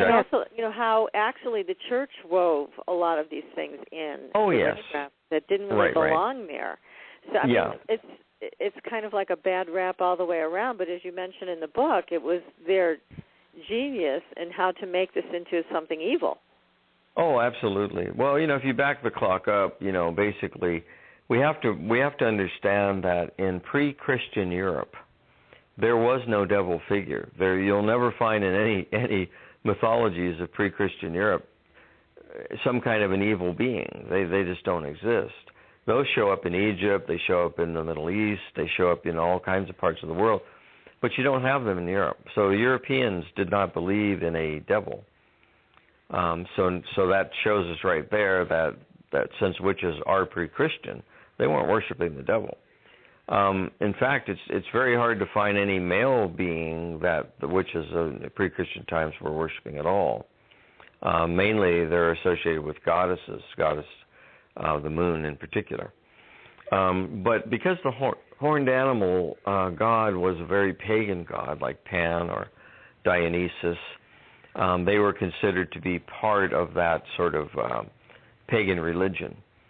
So when Christianity came along, it had to fight very hard to convert pagans over, because pagans had been pagans for centuries. So, you come along and now you've got one god you're trying to sell to people who believe in multiple gods. So it's not an easy sell. Why would you give up all kinds of gods for just one? Right. So they had to make these gods bad. So they chose one of the most powerful forms, which was the horned god, and then they they labeled that as the devil. Now, there's no description in the Bible at all, anywhere, that tells you what the devil looks like, but the Christians started drawing pictures of this devil figure, and it looked identical to the pagan god. Well, isn't that convenient? So now people are being shown, this lie, because there's no description in the Bible. So why is the church drawing it for you and saying this is what he looks like? He happens to look like your God. Well, that's a lie. I mean, the church is actually lying, because that's not in the Bible. So then they decided that, that would be the way they wanted to go. So they vilified anything the pagans believed in, and they turned the enchanted world into a world of horror, so that they created the idea of hell and damnation and demons, and these were things that the pagans didn't deal with at all. They had no ideas of these crazy things. So the church decided that was the way, and then they started torturing people to confess that that's what they were doing. Well, we know with enough pain, you can get anybody to say anything you want them to say. You do it hard enough, long enough, they're gonna, they'll tell you, yes, I have 3 heads on my shoulder, Right. It doesn't matter. They will admit to it. So the church tortured these poor peasant people and got them to confess to doing things that they never did. And so then the church used that as evidence that that's what witches do. And that's what we got back at the early part of the radio show, was we were talking about historians who would look at that as data and proof that witches were satanic. Well, it's not proof. It's a pack of lies, and it's distorted confessions coerced out of people with extreme pain and duress. And the closest you come to a being is this idea of Lucifer. Oh, Lucifer, the name actually means light bearer, Mm-hmm. And Lucifer in early mythology was a being who brought illumination. He taught people enlightenment and truth. He shone light in the darkness, And I think for the church, that idea was threatening, that things could be exposed by a being of light. And I don't think they wanted their stuff exposed. So I think that that's one of the reasons they decided to use that name, Lucifer, because that's not the Bible was written in Hebrew. Lucifer is not a Hebrew word. And the New Testament was written in Aramaic, and Lucifer's not an Aramaic name. It's a Greek name. So see, they were already borrowing from other cultures, trying to find a name they could vilify. So then all of a sudden the Satan character becomes Lucifer, and it's all considered to be this devil that they created. And it's a mixed bag. But witches don't have any trafficking with this type of destructive being. That's contrary to a witch's view of the enchanted world. To worship something that wants to distort is anti-nature. And so witches would have nothing to do with an entity like that. And yet it's so disturbing to me that the church has had this far-reaching effect over so many hundreds of years to vilify witchcraft completely. Yes. So that even today you see hate crimes against witches. It's still not freedom of religion in this country and others when it comes to witchcraft. And so the church apparently has really done a good job. And it's so unfortunate because we're missing so much by not familiarizing ourselves with the truth. Oh, yeah. Well, part of the tragedy, though, is one of the reasons they went after witchcraft is it was predominantly a female religion, and it empowered women. And the church the church feared powerful women more probably than it feared anything. And so the history of the church is one of trying to belittle women and make them sinful and just tell them to be quiet and shut up. And, it's a real, you can't be priests, it's a real suppression of women. It is. They've done that in many ways. Yeah. Oh, yeah, and they still do. But the point I was trying to make is one of the things that I think made them want to go after witchcraft more than they went after any other sect of paganism is because witchcraft empowered women to be strong, self-willed, self-directed. And that type of woman to the church was a real threat. Mm. Yeah, well, that's true because look at Betty. Yeah, exactly. She was we need more herbs, healing and stuff, and boy, the priest didn't like that. No, they don't. No. She was one of the few that at least we know about that really bested them. I said, go Betty, Yeah, she did actually. Yeah, she certainly did that. Yeah. There's also the Adam and Eve story that you discuss in your book. And it's so different the way you talk about it. I just loved it. It's so expansive in the way you talked about it. Can you share that with our audience tonight? Oh, sure, because this is one of the things that always puzzled me. I mean, I guess being an author, I read and I look at words that are used and I think it's very important how someone told a story, and you have to look at the elements. And the idea of the Garden of Eden today is completely different than the actual story. People don't understand that. They've been watching it on TVs or listening to people tell the retelling of it. But if you read the actual encounter in the Garden of Eden, it's actually quite different than people think. Because what happens really in the story, you've got the Garden of Eden, and you've got all these trees. And Eve's walking around one day and admiring the trees, and she encounters this one tree, and in the tree is a snake. Apparently a talking snake, according to the story, because the snake kind of asks her what she's doing, and she explains, what she's doing, and the conversation turns to this tree, and she says, I can't eat the fruit of this tree. And so the snake says, why is that? And she said, because God said, if I eat that fruit, I will die. And the snake says, oh, that's not true. You won't die. Your eyes will be open, because this is the tree of knowledge. And you'll know things that you don't know. You'll know the difference between good and evil, for example. But you won't die. Your eyes will be opened. So she decides to eat the fruit in the tree. She eats the fruit, and the serpent was right. She doesn't die.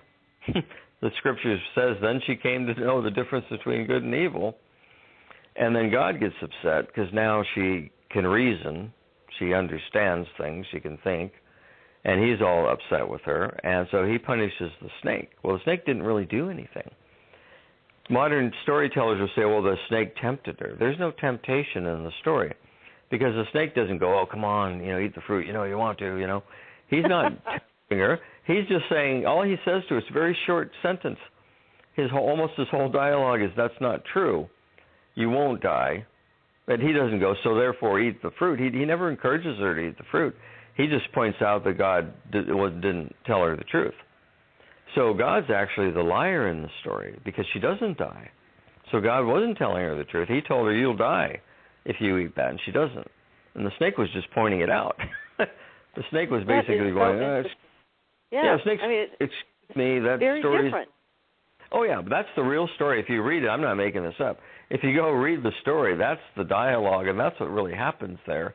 He doesn't hide in the tree and keep going, oh, come on, eat the fruit, He's not tempting her. He's not lying to her. They say he beguiled her into eating the fruit. He doesn't beguile her at all. He simply points out that that's not true. You won't die if you eat the fruit. So he's telling the complete truth. And for telling the complete truth, he's vilified. She did die. She did die. She eventually died, though. And all humanity. But he didn't say that. He said in the moment thereof. Oh, the moment Because you'll die as soon as you eat that fruit. You're a goner. But that's not what happens. And also, if you read the story further, she was going to die anyway, because God says to himself, now that they've eaten of the tree of knowledge, we have to stop them of eating of the tree of life, because if they eat of the tree of life, they shall live forever. Right. So she was already going to die, right? Because she hadn't eaten of the tree of life. So God was concerned that she would do that and live forever. So he knew she was going to die anyway, right? Yeah. Yeah. So he's saying to her, you'll die if you eat the apple. Well, she was already going to die because he hadn't given her fruit from the tree of eternal life, and he was worried she'd go to that tree next and live forever. That is a tricky situation, because then that means that the snake lied too, because he said you weren't going to die and she was going to die already. Ooh. Said no, he wasn't lying at all, because the story was Eve was saying that in the day that I eat thereof I will die, meaning today. If I eat it, I die today. And he's saying no, you won't. But isn't a day with the Lord is as 1,000 years? Well, that's a modern interpretation of all of that. Yeah. Okay. See, all of this is, to me, all of these stories are suspect. So I say, they all are. I mean, we know the Earth was not built in 7,000 years. Yes, that's true. We do know that. It's like you have to question everything. And one of the other things that you recount in the book is the situation with Lilith, which I thought was an interesting one as well, that Adam didn't want her because she was equal to him. Right. Yeah, that's a Hebrew myth. That's a Hebrew myth that God first created Lilith as Adam's wife. But Lilith didn't want to be submissive. She wanted to be equal, and so Adam was all torqued about that because he didn't like that. So he went to God and he complained. So God throws Lilith out of the garden and creates Eve, who's subservient to Adam, and tells all womankind that they must follow this thing and be subservient to their husbands. But the story of Lilith isn't in the Hebrew Bible, like the one that Christianity looks at. It's in Hebrew mythology that there was another first creation. Oh, I see. Yeah. It's not in the Bible. Lilith isn't mentioned in the actual Testament.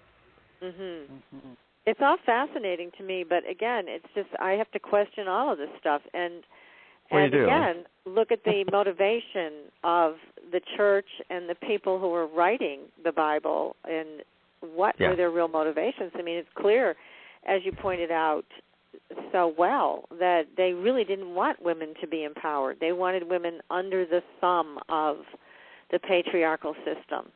Exactly. In fact, if you read the New Testament, in James and Timothy, they specifically instruct women not to be teachers and to be quiet in church. They're not allowed to talk, and to cover their heads when they enter a church. None of the things demanded of men. But the women were told, be quiet, don't become teachers, cover your head when you go into the temple and all that. So it was always about demeaning and keeping women subservient. And this, to me, goes back to the idea that they were afraid of the return of powerful priestesses. They were afraid of the return of powerful witches, women. And so they did everything they could to belittle women and keep them subservient, tell them that they had to listen to their husbands and do whatever their husbands say, because they were just so scared of women that they did everything they could to kind of keep her busy in the house and quiet and having kids and cleaning and, just stay busy and keep out of the way, because they were so afraid of what they knew her real power was. Women are incredibly powerful people, and the church was really concerned about that. I can see that. That does make sense, because you see it all through history, from way back to the days of old. Yeah. Now, is there you also see it in fashion. When you look at pre-Christian dress, women were wearing a little bit more form-fitting clothes. Some of it was semi-see-through. Some of it showed a lot of skin. But then when the Christian era comes in, look at the history of dress, women's dress. All of a sudden, in the Christian era, the clothes begins to get expansion so that it distorts the human frame, so she doesn't look as sensual. The collars go up to the neck. They go up to the chin. They go down to the wrists, and all the way to the floor. They completely cover her skin. The only thing showing is her face and her hands. Mm-hmm. And if you look at ancient dress, it accented the female form and complemented it. Mm-hmm. But look at dress through the century, especially in the Middle Ages. They had all kinds of things they had to wear under their dress. That, like, they had 3 skirts and a frame that made them look like a bell. You know, mm-hmm. Yeah, just anything you could. The men wanted to make sure that, you know, by looking at women, they weren't, you know, attracted to her in the way that ancients might have seen a woman as attractive. Because, again, it was disempowering women, taking away the power of their sensuality. Mm-hmm. Now, is witchcraft even innocently growing in numbers? I'm sorry? Witchcraft, I heard it's growing in numbers for people, that people are choosing that. Well, Wicca, I would say, is what people are choosing probably more than witchcraft. And Wicca is a related, you know, kind of thing. But what is the difference?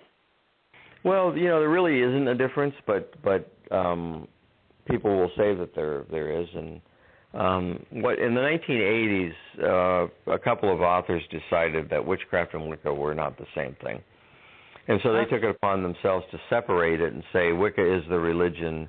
Witchcraft is the spells and rituals, and it's the work, the art. You know, that wasn't true before in 1980.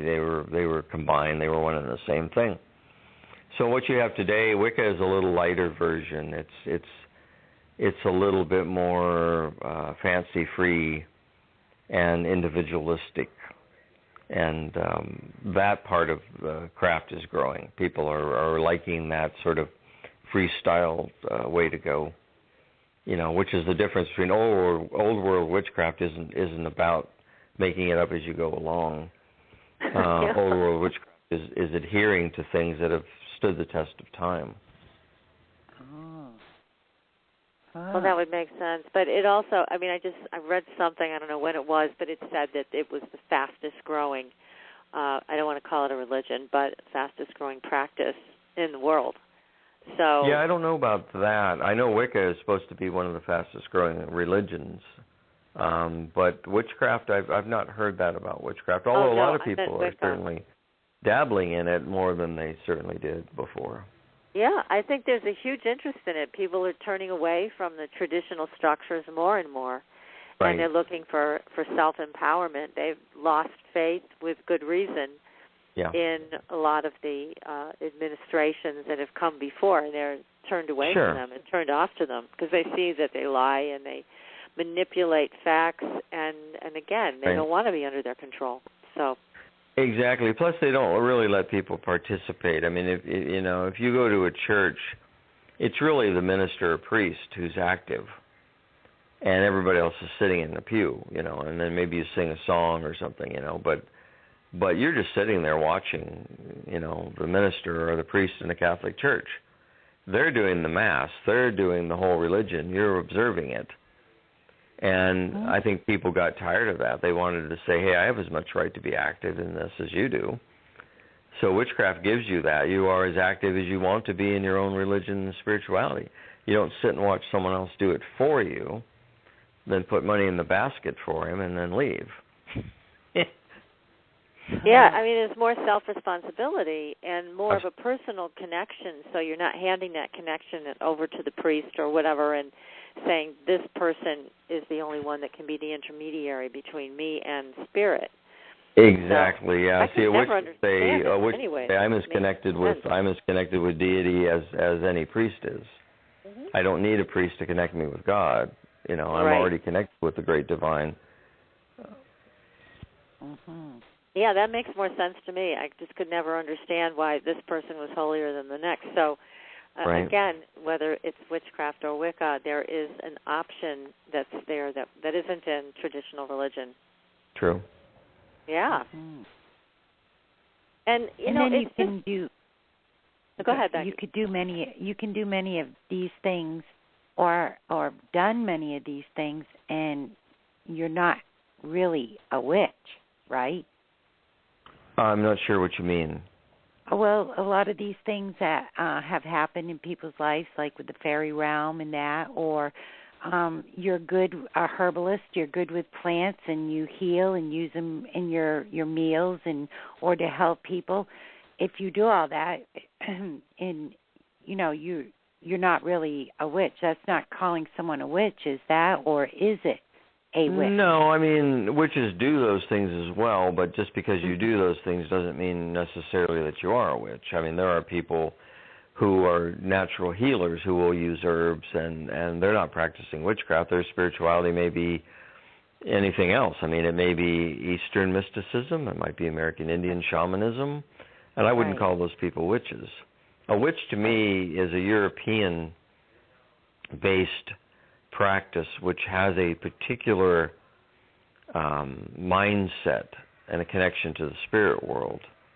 That would be the difference between somebody just being an herbalist and somebody being a witch who's also an herbalist, is that the witch is using specific connections to the spirit of the land, spirits of the other world, and certain magical techniques, whereas the woman who's just become an herbal medicine woman, she's working with something different.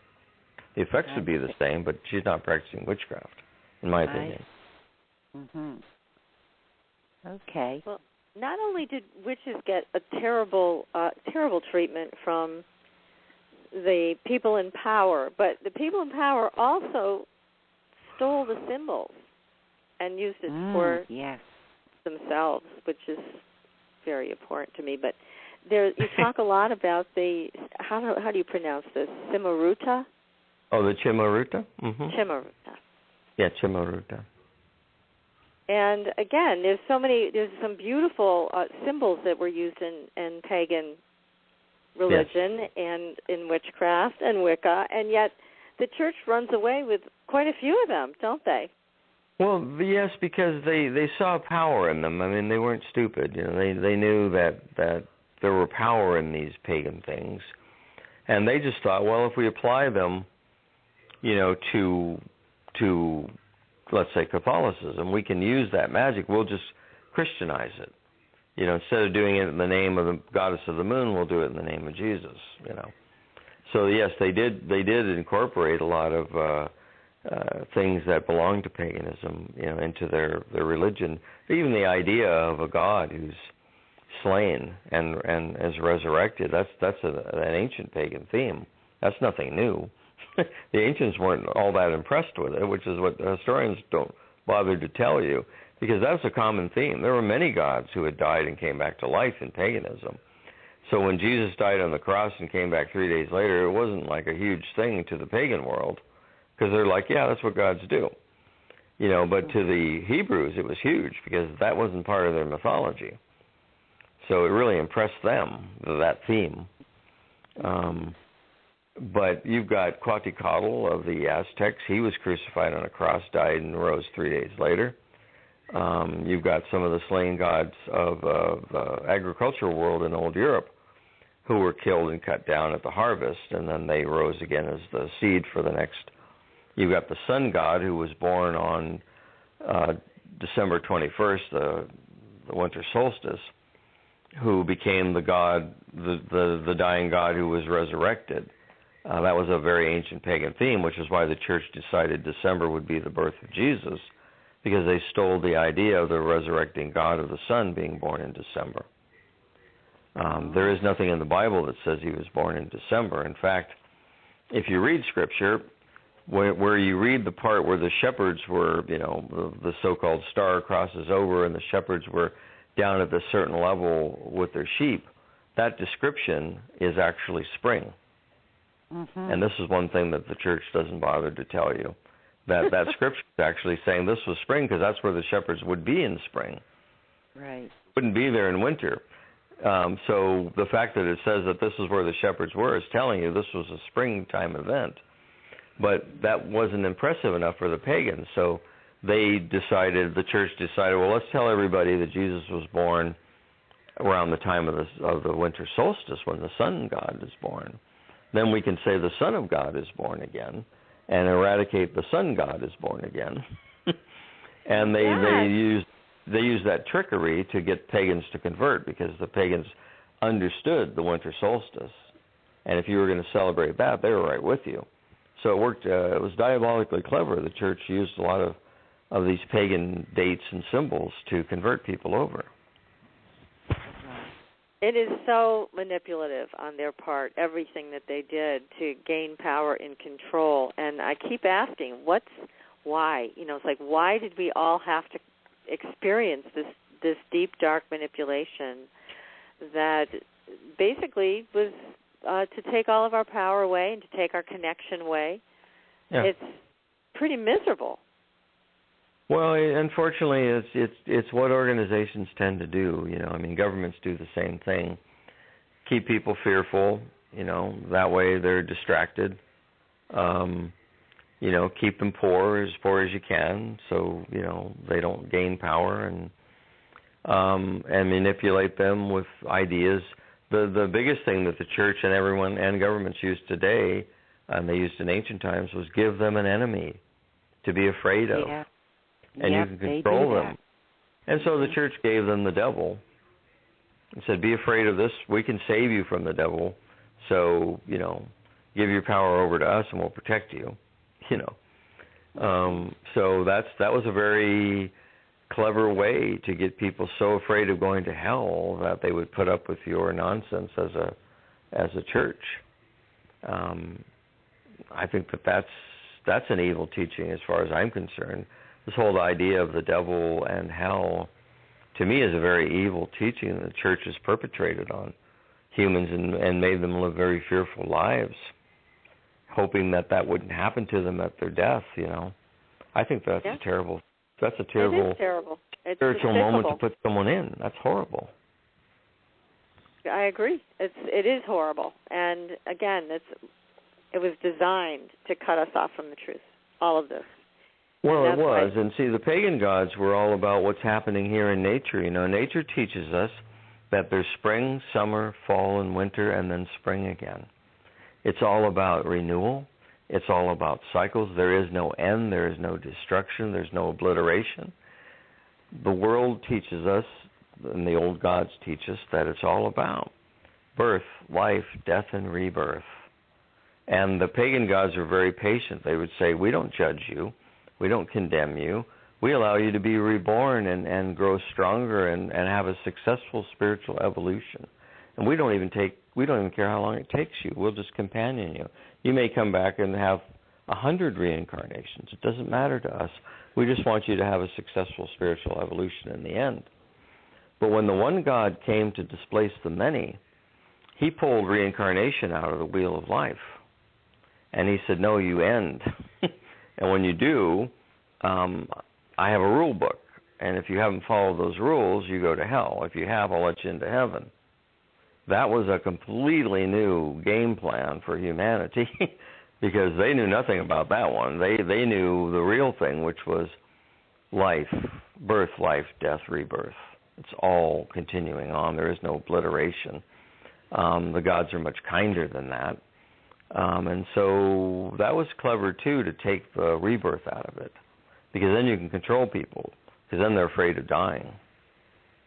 Exactly. Boy, isn't this something? Yeah. Well, we've gone a little dark in our mood, haven't we? Yeah. Well, but yet, in your book, you do talk about a lovely witch named Vanna, who just doesn't believe any of this crap, and she begins to, or she continues to work with the gods and the goddesses and Lucifer. And I found that fascinating. What was her answer to that? Is something about... Well, see, that was the funny thing, because her companion one day, who was a research person, asked her, she said, I noticed that you call upon the devil sometimes. And she said, yeah. And she goes, well, why do you do that? And she said, well, because he's very powerful. The church is afraid of him. People are afraid of him, so he must have power. So sometimes I'll call upon him because he's apparently somebody, that they're afraid of. So I'm kind of using that against them. It's sort of a wink-wink kind of thing, Right. Because if you're, if there's a Christian, like a priest, and the witch says, by the spirit of the moon, I do this and that. Well, the priest isn't going to be impressed because he's not afraid of the spirit of the moon because he doesn't believe in it. But if you were to say, I turn the devil back upon you. That freak him out. He believes in the devil. So that's what Vanna was doing. She was playing their own game against them. Wow. Yeah. Smart. Very smart of her to do that. Yes. Mm-hmm. Now, you also talk about the crossroads. Can you explain that? What is the crossroads? What is it used for? Well, it was a meeting place between the worlds. There's this idea in old magic that unusual places have magical properties. Like, for example, the threshold of a doorway. It's neither inside or outside of the room. It's in between. So walking over that threshold was considered to be a magical moment. It was one of the reasons why they would carry the bride over the threshold, because that in-between place was magical. So rather than have her step on it, they would lift her up and carry her over the threshold into the new home. Oh. That's the thing of the bride over the threshold. That's where that really comes from. Uh-huh. Very cool. So the crossroads is the same place because it's 3 roads, at least in Southern Europe. It's 3 roads. Well, in the center of those 3 roads is not really any of the 3 roads. It's the middle part. So that was considered to be a very magical place to stand in because it was between all the roads. It was that in-between place. And they believed that if you stood there, you could actually enter into the other world, talk to the dead, spirits of the other world would come to you. So going to the crossroads at night was very potent for witches because it was the in-between place in which they could make direct contact with the other world. So that is where 3 roads come together? That's what you're saying? Yeah, when 3 roads come together, they make a Y shape. In Southern Europe, that would be called a crossroads. In Northern Europe, it's where 4 roads intersect and make an equilateral cross, or an X. So the shapes are different, but they're still called crossroads because the roads are crossing over each other. That's like our doorways, too. You can stand in a doorway or lean in a doorway, and you're in a tween Yes, that area. threshold of the door, or that part on the floor, that is the door still, that's considered magical because if you stand on it, you're not in the room yet, and you're not outside of the room yet. Right. You're in the middle, and if you're in the middle, you're in the most magical place of all. That's right, yeah. And they used to believe that spirits hid on the inside the doorway there. Yeah. Oh. Uh-huh. I know that, yeah. Sometimes that's where all the noise comes from, too. Oh. Mm-hmm. When you're trying to sleep. In the doorway. That's right. Yes. Now, I've also heard that doorways are like dawn and dusk, that those 2 times when the light begins to dim and when the light is coming forward, those are doorways also. Well, because they're in between places. It's in between darkness and light. Mm-hmm. Either way you're coming or going. So, yeah, those would be magical times in which the spirit world would be very active. Now, what would you like to tell, or what can you tell our audience, for people who are interested in studying this and also maybe joining a coven? What's the best way to go about this, to learn this craft? Well, I always say that people should read a lot first before they get involved with the art, before they get involved with people or start looking for groups. You know, be very sound in what you've learned. The Internet is both good and bad for that because there's as much misinformation on the Internet as there is information. So the Internet's a little bit trickier of a place to try to, learn this stuff. But if you've got people that have been around for a while and they're writing, books on witchcraft and stuff, that they're coming from a pretty rooted way. So I would say read as much as you can, look at different views and ideas, and then once you feel that you have a pretty good idea of it from books that you've read, then you can make connections. Most cities have some type of a metaphysical store you could go to for classes to meet people.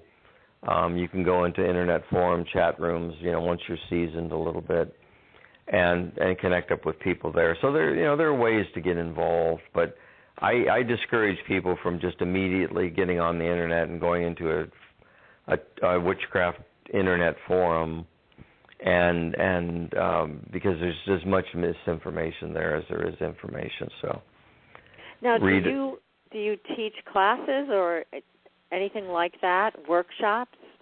Yes, I actually spend a great deal of time traveling across the country teaching classes and workshops, but we also have, through our organization, which is called the Fellowship of the Pentacle, we teach home study courses for people.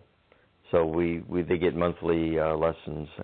They study at home, and then we have a private internet group that they can communicate directly with us. And so we teach them, basically one-on-one. That sounds wonderful. Now, how can people find out about this? Is this at your website, houseofgrimassi.com? You can go to houseofgrimassi.com, or you can go to my wife's online store, which is ravensloft.biz, B-I-Z. Both places will take you to where the classes can be found. You download a message in a lesson every month.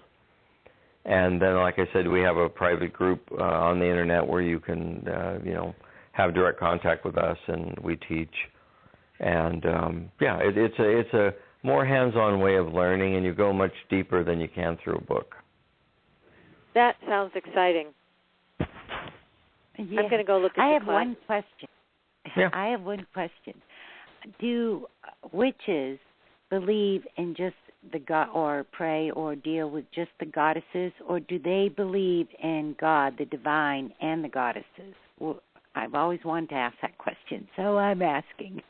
Yeah, well, a typical view would be, we conceive of deity as being both masculine and feminine. So they're equal parts of the one whole. So in order to talk about this thing called the divine or the Great Spirit, it's easier to break it down into goddess and god. So we're breaking it down into masculine and feminine modes of thought, because that's the blueprint here on this planet. Everything's male and female here. Right. So the Creator must also be male and female, otherwise, that wouldn't have come through. Right. So we believe in a feminine and a masculine idea of what the great source of all things is. But in order to talk about this unknowable thing, cosmic thing, we purposely refer to it as a goddess and a god. Okay. It's just a way of, of being able to put your hands on it. Right. Well, I hear quite a bit about them working with goddesses, so I wasn't sure. Well, that's on the swing. Unfortunately, the pendulum has swung very far with all the abuse of the church and their idea of God as being judgmental. People in modern days kind of ran away from the idea of masculine divinity, and they've strongly embraced the idea of feminine divinity. Mm-hmm. It's kind of like if your dad's being really mean to you, you go run to mom, Yeah. It doesn't mean dad doesn't exist anymore. That's right, because dad's still there watching over you. Unfortunately, our ideas of deity can be formed by our experience with our parents. But pagans believe in a god and goddess who are balanced and equal, and both they're benevolent. They're not out to get you. They don't have a list of rules you have to follow, or else they're companions in your spiritual journey. They're not dominators. Yeah, they love their children. Yeah. Mm-hmm. Well, wow. Raven, I just want to let you know that our chat room is chatting away, and that what they're telling us is this has been a great show. Would you please have Raven back? So we'd love to have you back. And maybe next time we could come on with my wife Stephanie, and we could do the show together. I would love that. Nice. Wouldn't that be great, Becky? Oh my gosh! Yeah. Get a woman's perspective on it as well. We've got a plan for that. No question. Okay. Absolutely. Love to come back. Anytime, just let us know.